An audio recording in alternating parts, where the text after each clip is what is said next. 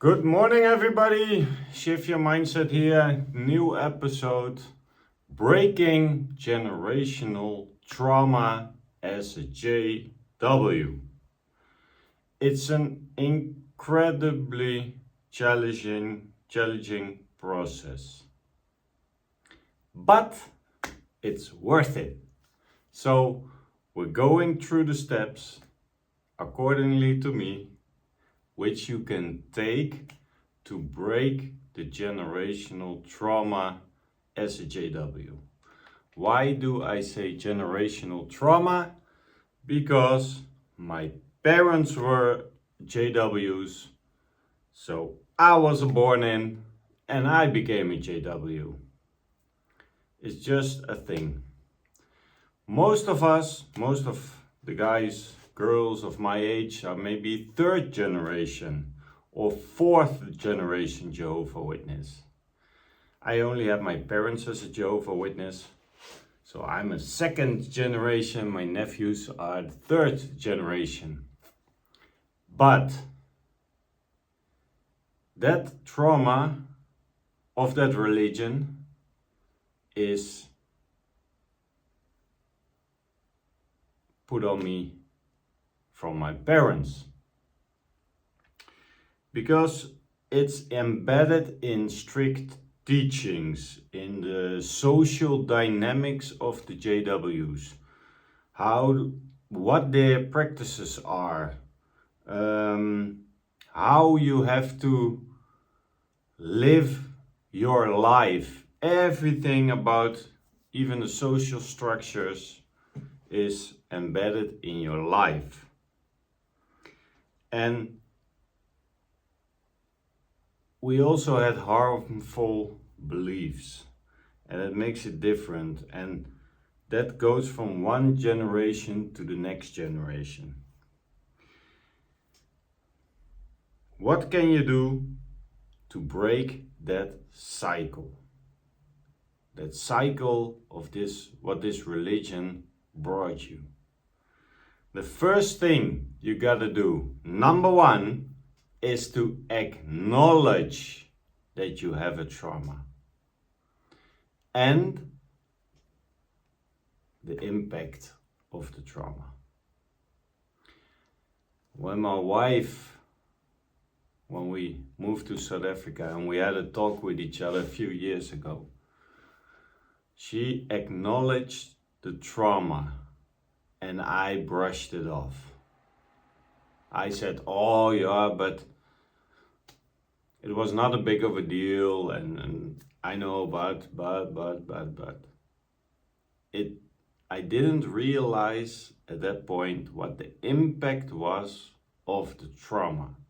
And I hated the word trauma because I thought I'm a victim and stuff like that, but I'm not a victim. And it has nothing to do with acknowledging your trauma. But the way we are brainwashed, we're gonna make excuses not to be a victim or whatever. But acknowledge the trauma. So for that first step, it's very important to recognize the generational pattern. And the first step in breaking that trauma is to acknowledge the trauma of the behavior, the beliefs of Jehovah's Witnesses, and all the emotional struggles you were experiencing.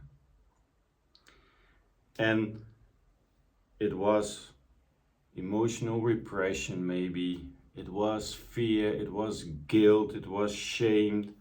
It was the strict control they had over your life. So if you are gonna acknowledge that trauma, it's also good to identify the source of trauma. And why do I say that? Because some ex-JWs, or also Jehovah's Witnesses now who are watching, have a fear of Armageddon.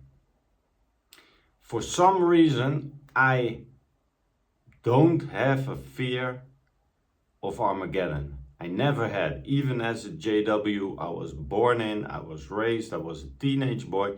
I was never afraid of Armageddon.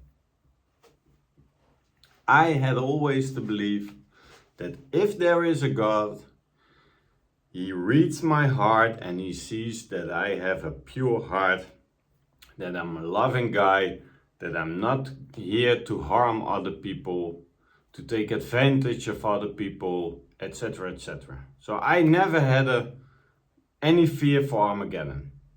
But there are a lot of people who are fearing Armageddon. Maybe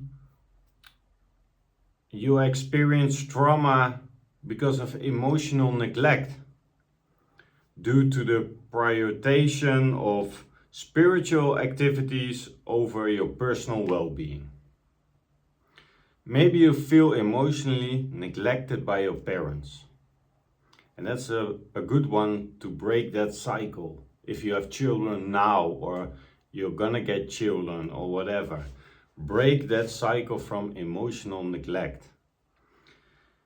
Because always the spiritual activities were more important than doing your homework. I had to do homework. I had a test the next day, but I had to go to the Tuesday evening meeting. And if I didn't finish my homework, bad luck, Sven, but we're going to the meeting. So I understand that emotional neglect is a big thing, maybe, that caused your trauma. Maybe it was the shunning. You were disfellowshipped and the way your family treated you and how they looked upon you. If you look at the picture of Watchtower, they are so clever that it's always the fault of the one who is disfellowshipped or is getting shunned. You see a mother in tears and you see a dad with his arm around his wife. He never does that because I always experienced it as platonic thing, the Jehovah's Witnesses. You never see affection, you never see them hugging or cuddling or whatever. It's always sterile, like the floors in the hospital. But nevertheless, you see there's no affection. So you only see when you get this fellowship, you don't see the face of the one who's leaving the house, who's getting shunned, but always that teary, emotional mom and dad with his arm around it and oh, we're the victim and he's the problem or she is the problem. But the problem is they started with the problem because you don't share the beliefs anymore, and that's it. But there are consequences and they follow the authority of the governing body, because if they don't do it, they are the ones who are getting shunned. So they rather inflict pain on you than they have to suffer the pain themselves. It's a little bit like the Milgram experiment. There was someone with authority and the experiment was about obeying authority more than personal conscience. So people rather giving electric shocks to other people because someone of authority said, do it.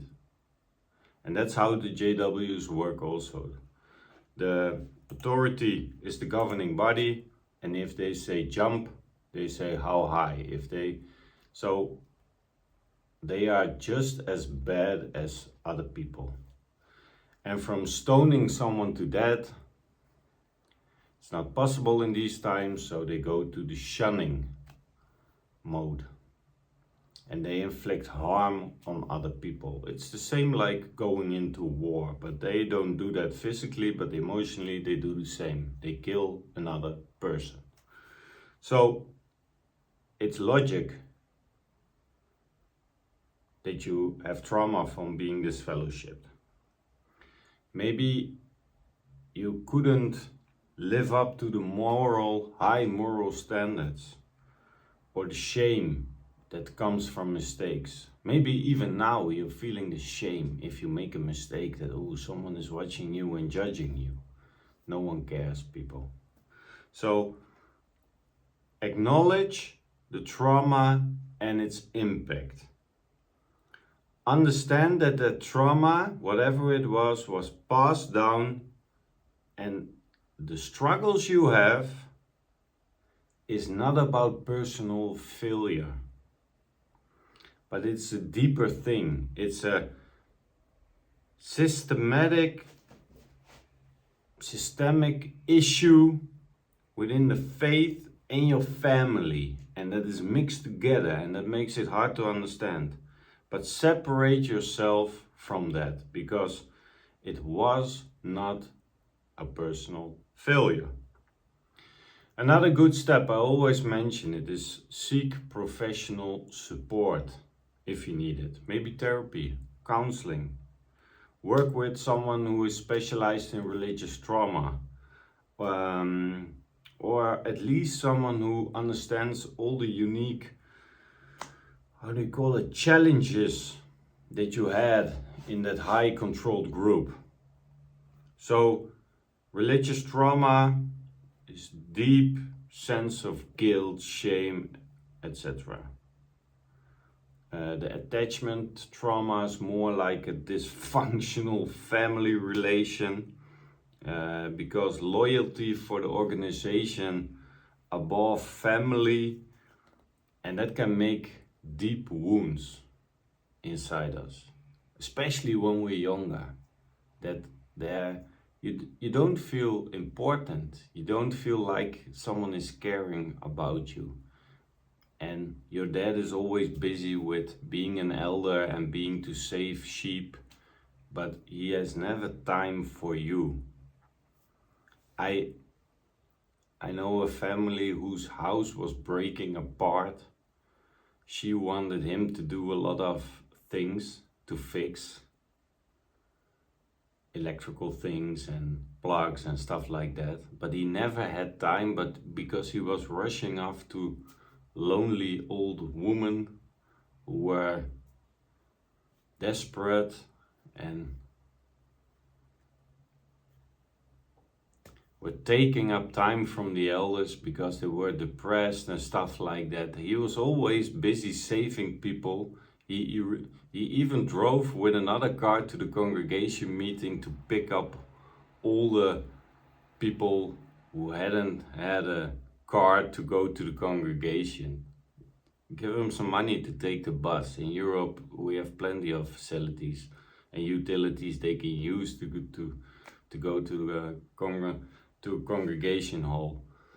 They don't have to walk 50 miles to get somewhere. So, but he was always busy with other things instead of taking care of his sons and his family and giving time and valuable time and exclusive time to his wife. And that causes you to have emotional trauma, maybe. The third thing you can do, the third step, is that you are gonna educate yourself about trauma and its effects. And it's not that you have to go very deep in it and the first step was acknowledge. Don't drown in it, don't stay there, just acknowledge that fact. And this one is to educate yourself, because we are so controlled by the religion's teachings that you are feeling guilty maybe if you read another book as an XJW, and it helps you if you have different beliefs of philosophies or teachings. If you're going to educate yourself, then you also know what resonates with you. So understand how it's getting passed down by your father and mother to you, by shared beliefs, by emotional patterns, and that gives you empowerment. Why? Because you're not only understanding your own experience, but you also recognize how you consciously can break the cycle for future generations. The fourth one is an important one in my opinion, and that is separate your identity from the faith. Because who are you outside of the Jehovah's Witness? What is your identity? Who am I? Because you think everything is gone. Nothing is left from you because your whole life was about being a Jehovah's Witness. Privately, business-wise, whatever, everything involved Jehovah, the family, the organization. So what is left of you? And so separate your identity from the faith. And that you can do by reclaiming your voice. Because we are raised in an environment where questioning or asserting personal autonomy was discouraged. You couldn't be yourself. There was no room for you and your opinions, how you thought about things, whatever. So separate yourself from the teachings of the organization, and then you can break from that trauma because you start to trust your own voice. And people, we need to get our own voice back. And it's maybe a gradual process, but it's essential because emotionally you will be liberated. And on top of that, if you practice self-forgiveness or compassion for yourself, for you as a person, that's also important to break a generational cycle. Because if you are growing up in a religious environment, we are aiming for perfectionism. Shame can lead to self-criticism. And if you are learning and accepting your imperfections, that is the key to healing. Nothing is perfect. And you're perfectly imperfect. And you're good enough. We are only good enough when we do this. That's the old thinking, guys. You're already good enough. The moment you were born, you were good enough. If you were 3 years old, you were good enough. Remember, self-criticism doesn't help. And it comes from the emotions of guilt and shame and all those things. But separate yourself from the teachings of the organization, and then you are on your way to reclaiming your own voice. The fifth one is rebuild healthy friendships or relationships. And for me, the first thing I had to do is learning to confront my fear. And what was my fear? Abandonment. Because I was shunned, I was abandoned by everyone I knew. Almost everyone I knew, because I had already friends on the outside, but anything I knew, my family and friends. And if I'm disfellowshipped, then I come into a state of fear, isolation, emotional pain. So I was holding on to my new girlfriend, my wife, my lovely wife, because I had the fear of abandonment.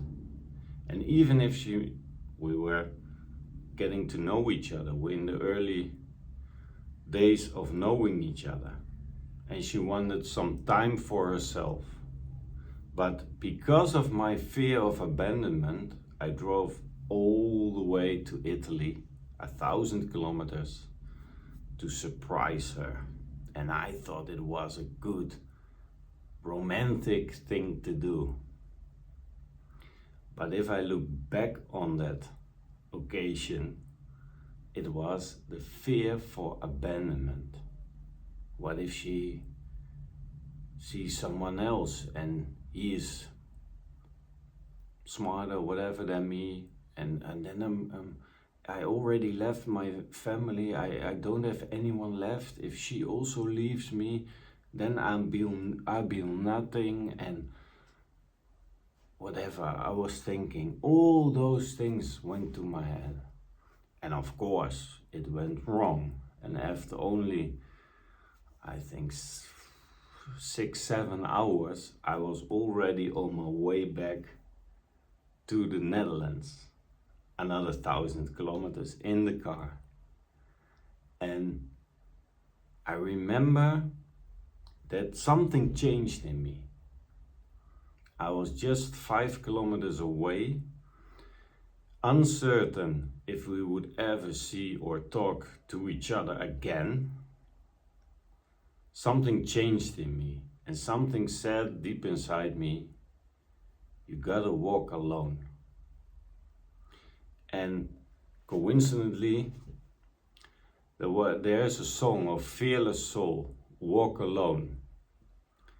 And even if anybody is leaving you, if everybody is leaving you, you still have to be happy with yourself.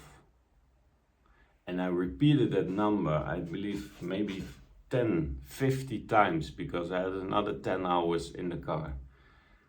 And one of the best quotes ever I heard from Wayne Dyer in that song, you can't be lonely if you like the person you are lonely with.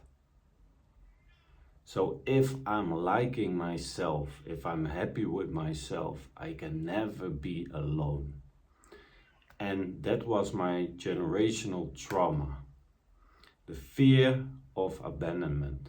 I was always fearful for someone leaving you if you didn't comply to the rules, if you didn't walk in line, toe the line, if you had different beliefs, if you were coming out for your own opinion, if it differs with another opinion. I was always fearful for being abandoned, not being good enough, someone put you aside, whatever. But there was a deep trauma for me, and I could heal that with a choice. It's just one choice away, people, and that's my message also for today.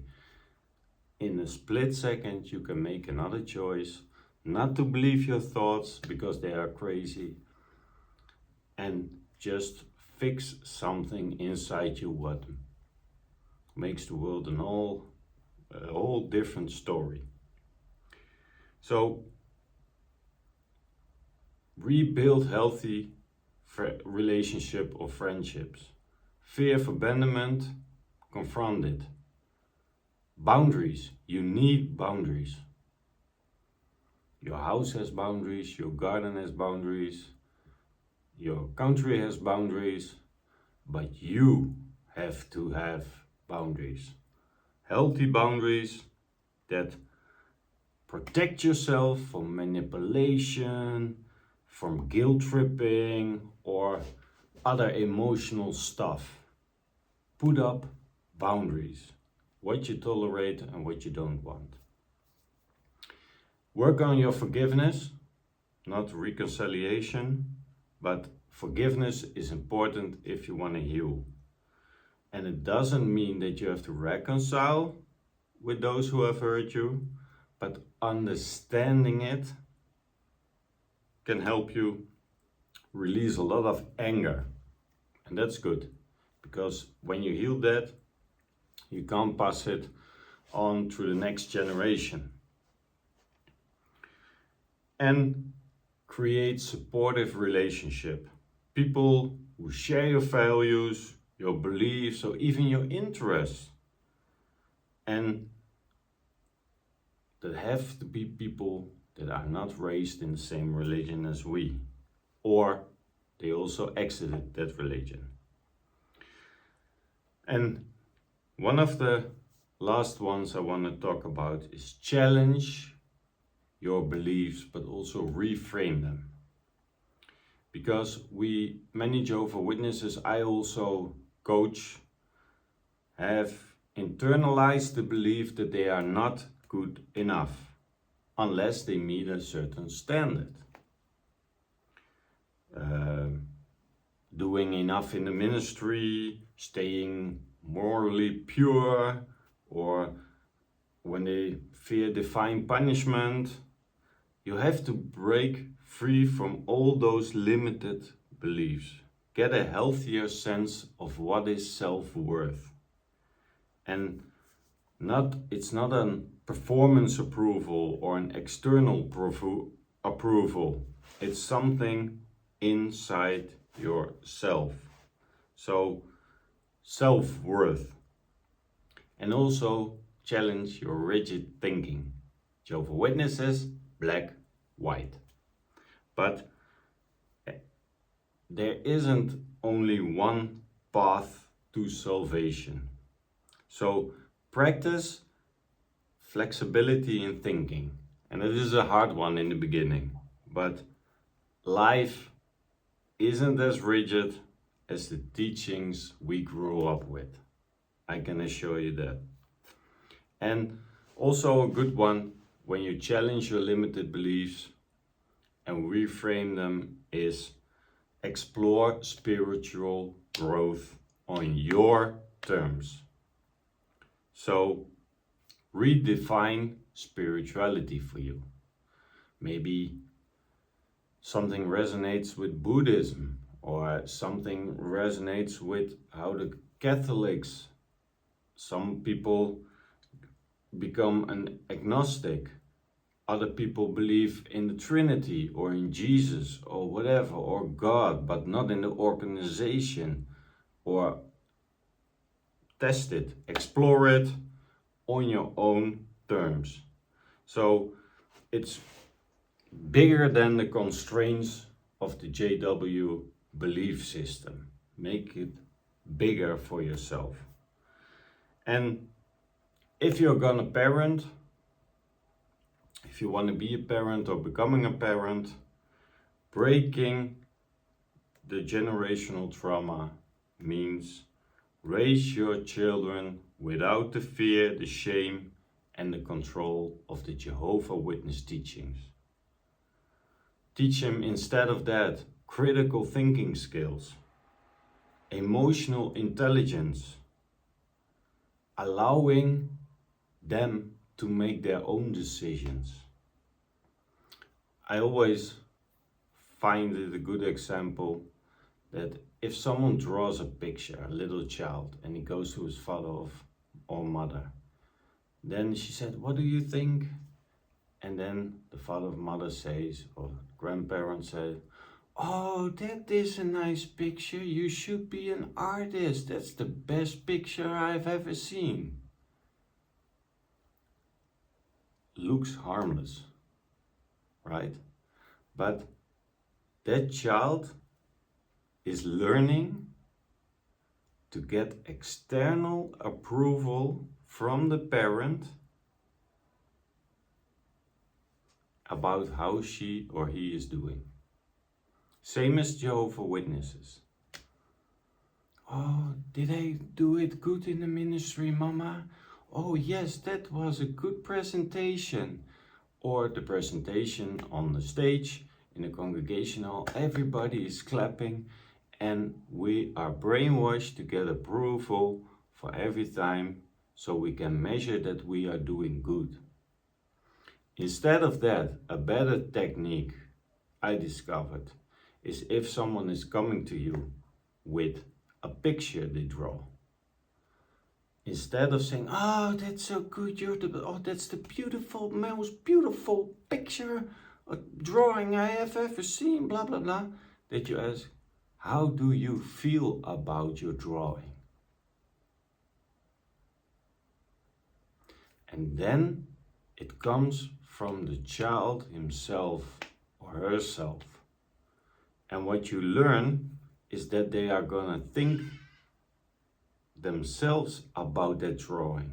And then you hear them say, oh yeah, kijk, look, I draw you and mama and the house, and this is Fluffy or chicken, and this is Hope or donkey. And then you let out, the kid is letting out what's living inside of them.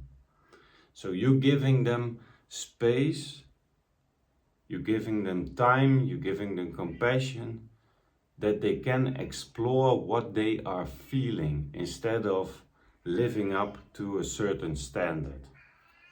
So there are some points, some steps you can take to break the cycle of generational trauma as being raised as a Jehovah's Witness. It's a difficult process, it's an ongoing process. It's still ongoing for me, but it is possible. And you can rebuild your identity. You can challenge limited beliefs. You can create healthier relationships.